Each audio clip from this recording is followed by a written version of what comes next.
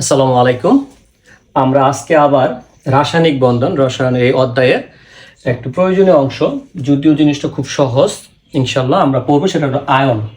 Ion কাকে বলে এবং আয়নের প্রকারভেদ নিয়ে আমরা আজকে কথা বলবো। আমরা এই সংজ্ঞার ক্ষেত্রে প্রথমে বলছি, পরমাণু ইলেকট্রন ত্যাগ বা গ্রহণের ফলে যে অবস্থা সৃষ্টি হয় তাকে আয়ন বলে। আমাদের প্রথমত এই পরমাণু বিষয়ে জানতে হবে। আমরা জানি পরমাণু মৌলিক পদার্থের ক্ষুদ্রতম অংশ, যা রাসায়নিক বিক্রিয়ায় সরাসরি অংশগ্রহণ করে তাকে পরমাণু বলে। পরমাণু কিন্তু ক্ষুদ্র ক্ষুদ্র কণা দ্বারা গঠিত, যাকে আমরা বলছি মৌলিক কণিকা। তিন ধরনের স্থায়ী মৌলিক কণিকা আছে আমরা জানি। পরমাণুতে তিনটা: ইলেকট্রন, প্রোটন, নিউট্রন। এবং এদের অবস্থান জানি, পরমাণুর কেন্দ্র নিউক্লিয়াসের ভিতরে সর্বদা প্রোটন আর নিউট্রন পাওয়া গেছে এবং নিউক্লিয়াসের বাইরে ইলেকট্রন পাওয়া গেছে। তাহলে আমরা পরমাণুর গঠন সম্বন্ধে জানতে পারলাম। পরমাণুর তিনটি স্থায়ী মৌলিক কণিকা আছে: ইলেকট্রন, প্রোটন এবং নিউট্রন। প্রোটনের অবস্থান নিউক্লিয়াসের ভিতরে, এটাকে নিউক্লিয়াস বলা হয়, এটা বাইরে কক্ষপথ বলা হয়। আর নিউট্রনের অবস্থান নিউক্লিয়াসের ভিতরে। এখন এই পরমাণুর ক্ষেত্রে স্থায়ী মৌলিক কণিকা যে ইলেকট্রন আর প্রোটন আছে, এদের মৌলিক ধর্মকে বলা হয় আদান বা চার্জ।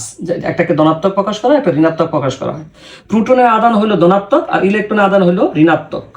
আর নিউটন এর কোনো আদান নাই। ইংরেজি নিউটন শব্দ থেকে বিজ্ঞানী চেয়ারউইক 1932 সালে নিউটন শব্দটা আসছে। প্রোটনের আদান হলো ধনাত্মক, পজিটিভ, ইলেকট্রন হলো ঋণাত্মক। এখন যে বিষয়টার জন্য আমি এটা আসছি সেটা হলো পরমাণু বিদ্যুৎ নিরপেক্ষ, অর্থাৎ পরমাণু মোট চার্জ শূন্য।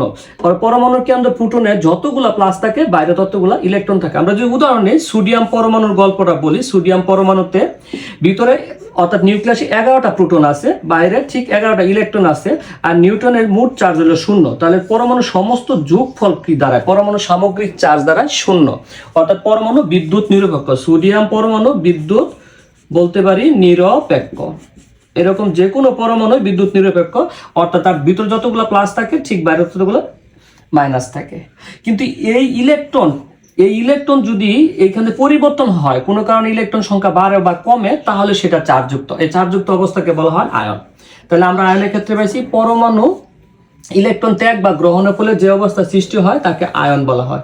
আমাকে তোমরা প্রশ্ন করতে পারো, কেন পরমাণু ইলেকট্রন ত্যাগ বা গ্রহণ করে? এর কারণ হলো, প্রতিটি পরমাণু তার নিকটবর্তী নিষ্ক্রিয় গ্যাসের মতো স্থিতিশীল ইলেকট্রন কাঠামো অর্জন করতে চায়। আমরা জানি নিষ্ক্রিয় গ্যাস আমাদের আছে 7টি: হিলিয়াম, নিয়ন, argon, krypton, Xanon, radon, organs.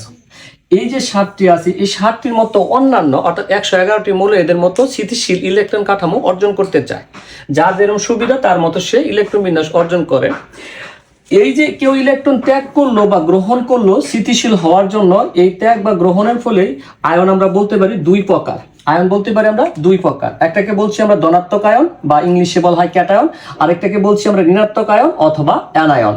ধনাত্মক আয়ন, ক্যাটায়ন, ঋণাত্মক আয়ন। আমরা প্রথমত ডেফিনিশন দিছি ধনাত্মক আয়ন কাকে বলে। একটা টেকনিক্যালি কথা বলতে চাচ্ছি। আমাদের সমাজে দুই শ্রেণীর মানুষ আছে, একটা হলো ধনী মানুষ আর একটা হলো গরিব মানুষ। আমি ধনী মানুষের দদা মন রাখতে বলবো স্টুডেন্টদেরকে, যে ধনী মানে ধাতু, আর গরিব মানে কি যারা ধাতু না, ধনী না, তার মানে কি গরিব। দ্যাট মিনস ধনী মানুষ ধাতুর মতো আচরণ করে আর গরিব মানুষ অধাতুর মতো আচরণ করে। তাহলে আমাদের সমাজে ধনী মানুষ কি করে? দান করে। ধনী মানুষ সমাজে কি করে? দান করে। তবে দানের ক্ষেত্রে একটা বিষয় আছে।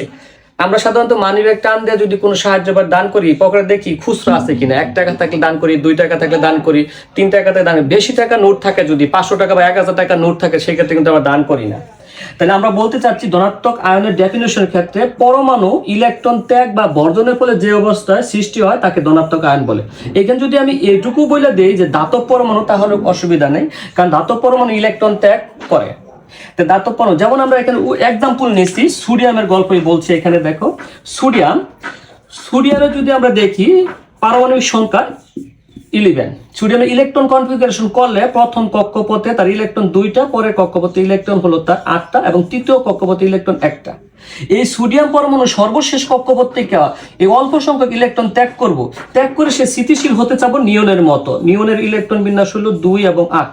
তাহলে সোডিয়াম পরমাণু একটা ইলেকট্রন ত্যাগ করছে, তাই +1। এখানে 1 লেখার প্রয়োজন নাই, 1টা উজ্জ্ব আছে, তো একটা ত্যাগ করছে। এই প্লাসটা হইলো তার একটা অবস্থা। এটা দ্বারা বোঝা সে ধনী মানুষ, মন মানসিকতা বড়, সে দান করে আসছে, অর্থাৎ সে একটা ইলেকট্রন দান করছে, ধনাত্মক চার্জ হয়েছে।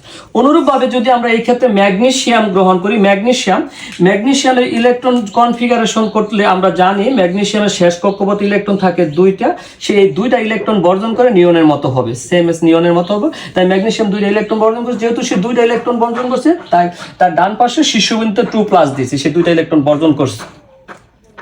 অন্যদিকে অ্যালুমিনিয়ামের এক্সাম্পল যদি আমরা নিই, অ্যালুমিনিয়াম হলো এই ক্ষেত্রে 13 অ্যালুমিনিয়াম ইলেকট্রন বিন্যাস করলে সর্বশেষ কক্ষপথে 2 আর 3 হয়, 3টা বর্জন করে নিয়নের মতো হবে, তাই 3টা ত্যাগ করে 3+ হয়েছে।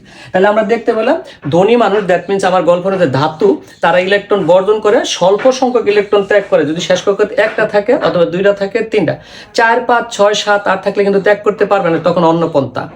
ওকে, আমরা এবার পড়ালেখা করব ঋণাত্মক আয়ন।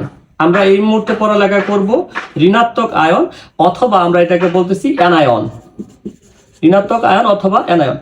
আমরা দেখলাম ধনী মানুষ দান করে, তো গ্রহণ করে কে? গ্রহণ করে গরিব মানুষ। তাহলে আমরা এবার লিখব অধাতব পরমাণু ইলেকট্রন গ্রহণের ফলে যে অবস্থার সৃষ্টি হয়, ইলেকট্রন গ্রহণের ফলে যে অবস্থার সৃষ্টি হয় তাকে আমরা বলবো ঋণাত্মক আয়ন, অথবা আমরা এটাকে বলতে পারি অ্যানায়ন। সো আমরা দেখলাম ধনী মানুষ দান করছে, ধনাত্মক আয়ন হচ্ছে, অর্থাৎ ধাতু দান করছে, ধনাত্মক আয়ন হচ্ছে। আর অন দ্য আদার হ্যান্ড অধাতব পরমাণু, দ্যাট মিনস গল্প অনুসারে গরিব মানুষ ইলেকট্রন গ্রহণ করছে, অ্যানায়ন হচ্ছে। আমরা যদি কয়েকটা এক্সাম্পল শেয়ার করি তাহলে এটা একটু ক্লিয়ার হবে আমাদের। যেমন একটি মৌলের নিতে পারি আমরা ফ্লুরিন, সবচেয়ে তড়িৎ ঋণাত্মক মৌল ফ্লুরিন। এই ফ্লুরিনের ইলেকট্রন বিন্যাস করলে প্রথম কক্ষপথে 2টা, পরে 7টা। সে যদি নিয়নের মতো হতে চায় তাহলে তাকে একটা ইলেকট্রন গ্রহণ করতে হবে। তাহলে আমরা লিখতে পারি ফ্লুরিন শেষ কক্ষপথে একটা ইলেকট্রন রিসিভ করে সে ফ্লুরাইড আয়ন হয়েছে, সে এখানে 1-, দ্যাট মিনস সে একটা 1 লেখার প্রয়োজন নাই, একটা ইলেকট্রন রিসিভ করছে।